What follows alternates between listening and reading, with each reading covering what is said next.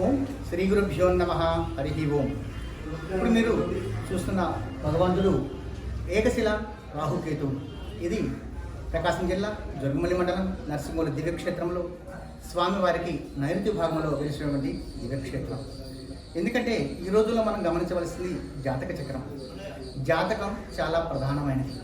ఒక డాక్టర్ గారి దగ్గరికి వెళ్ళినప్పుడు మన ఒంట్లో ఉన్నటువంటి వ్యాధి నిర్ధారణ కావాలంటే బ్లడ్ టెస్ట్ చేస్తుంటారు, అంటే ఒక ఎక్స్రే లేదా ఒక స్కానింగ్. అటువంటి ఏ విధంగా స్కాన్ చేస్తే మన ఒంట్లో ఉన్నటువంటి అనారోగ్య స్థితి బయటపడుతుందో, భగవంతుడి దగ్గర మనం పుట్టినటువంటి జాతక చక్రంలో మన నక్షత్రం ద్వారా మన రాశి ద్వారా జరుగుతున్న పరిస్థితులు తెలుసుకోవాలనుకుంటే డేట్ ఆఫ్ బర్త్ టైం అనేది చాలా ప్రధానమైనది. తద్వారా అష్టమ శని జరుగుతుందా, అర్ధాష్టమ శని జరుగుతుందా, ఏలినాశం జరుగుతుందా, సవ్యమా అపసవ్యమా, ఈశాన్య ఆగ్నేయ నైరుతి వాయువ్య సర్పదోషములు ఉన్నాయా, కుజదోషము ఉందా, మాంగళ్య దోషం ఉందా, ఋతుక్రమణ దోషములు ఉన్నాయా, ఇటువంటివన్నీ కూడా తెలుసుకోవడానికి ముఖ్యంగా జాతక చక్రం. అటువంటి జాతక చక్ర పరిశీలన తదుపరి చేసేది పూజా విధానంలో ఏకశిల రాహుకేతువులు. ఏకశిల రాహుకేతువులు మనం స్వయంగా అభిషేకం గావించుట, మన చేతులతో హోమాన్ని నిర్వహించుట, అట్లాగే నాగశిల ప్రతిష్టాకలాపములు చేయటం, ఈ విధంగా చేయడం ద్వారా సత్సంతాన యోగ్యత, అంటే సంతానపరంగా రాబోయే అనేక రకాల సమస్యలు.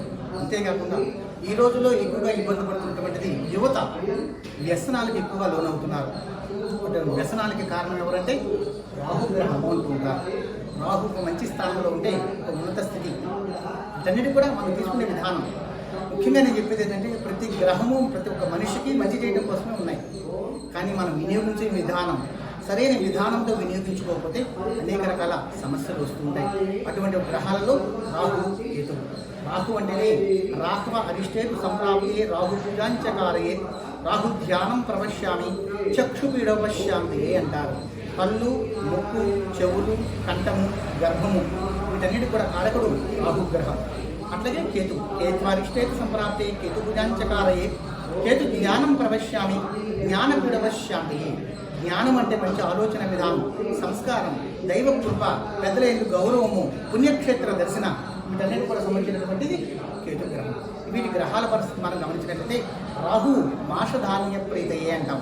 మాషములు అంటే మినుములు, అట్లాగే వడలు చేసి పెడుతూ ఉంటారు, గారెలు అమ్మవారికి బలి చేస్తూ ఉంటారు, వడమాల అంటారు, ఆంజనేయ స్వామి చేస్తూ ఉంటారు. ఈ విధంగా చూసినప్పుడు రాహుగ్రహానికి ప్రీతికరమైనటువంటి మాషములు అంటే వడలు ఎప్పుడైతే మనం భగవంతుని వినియోగిస్తున్నామో, వాటిని మనం ఆహారం ఎప్పుడు స్వీకరిస్తున్నామో సంతాన సమస్య నుంచి బయటపడే అవకాశం ఆ రాహుగ్రహం ద్వారా మనకి లభిస్తుంది. అట్లాగే కేతుగ్రహం. కేతు అంటే మీకు అందరికీ కూడా తెలుసు, జ్ఞానానికి సంబంధించినటువంటి వాడు. వ్యాపారంలో ఒక అభివృద్ధి చెందాలన్నా, ఒక పండగలు వచ్చినప్పుడు మనం చూస్తూ ఉంటాం ముగ్గధాన్యము అంటారు, అంటే వడపప్పు పెడుతుంటారు, పానకం చేస్తూ ఉంటారు. వీటన్నీ కూడా ప్రసాద రూపం మనకి అందించినప్పుడు వాటిని తీసుకుంటూ ఉంటాం. అట్లాగే గ్రహణ సమయంలో దర్భ దగ్గర పెట్టుకుంటూ ఉంటాం, గరిక దగ్గర పెట్టుకుంటూ ఉంటాం. వీటన్నిటి కూడా రాహుకేతువులు అవుతుంటారు. కాబట్టి అటువంటి యొక్క దోష నివృత్తి కొరకు వెలిసినటువంటి వారు ఇక ఏకశిల రాహుకేతువులు. మన నరసింహుల దివ్యక్షేత్రంలో అంటే టంగుటూరుకి అతి దగ్గరలో మన ప్రకాశం జిల్లాలో వెలిసినటువంటి అతి శక్తివంతమైనటువంటి దివ్యక్షేత్రం.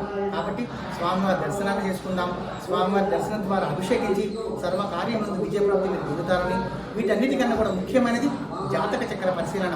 అవకాశం ఉన్నటువంటి వారికి వచ్చి మీరు జాతకాన్ని పరిశీలింపజేసుకొని సరైన నిర్ణయం తీసుకొని సరైన విధానంతో సర్వకార్యములందు విజయప్రాప్తి తప్పక పొందాలని ఎప్పుడు కూడా ఈ క్షేత్రంలో ఉంటారు.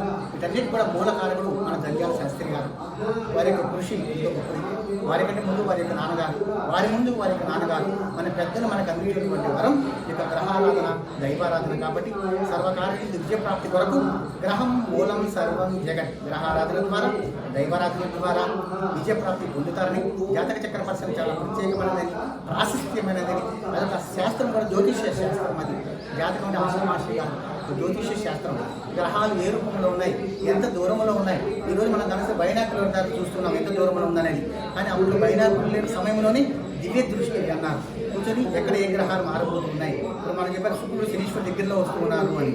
ఇట్లా ఇవన్నీ కూడా తెలియజేసినటువంటి గొప్ప శక్తి ఉన్నటువంటి వారు మన పూర్వీకులు, మన ఋషీశ్వరులు. కాబట్టి వారు మనకు అందించినటువంటి వరాన్ని జ్యోతిష్య శాస్త్ర రూపం మనకు అందించారు. కాబట్టి ఆ శాస్త్రం ద్వారా గ్రహానుగ్రహం పొంది సర్వకార్యములను విజయప్రాప్తి పొందుతారని, ఒక్కసారైనా ఏకశిల రాహుకేతు దర్శనాన్ని మీరు కళ్ళారా వీక్షించి వారి కృపకు మీరు పాత్రలు కాగలని ఆశిస్తూ ఆశీర్వదిస్తూ శతమానం భవతి శతాయు పురుషశ్రేంద్రియ ఆయుష్యేంద్రియే ప్రతిష్టతి.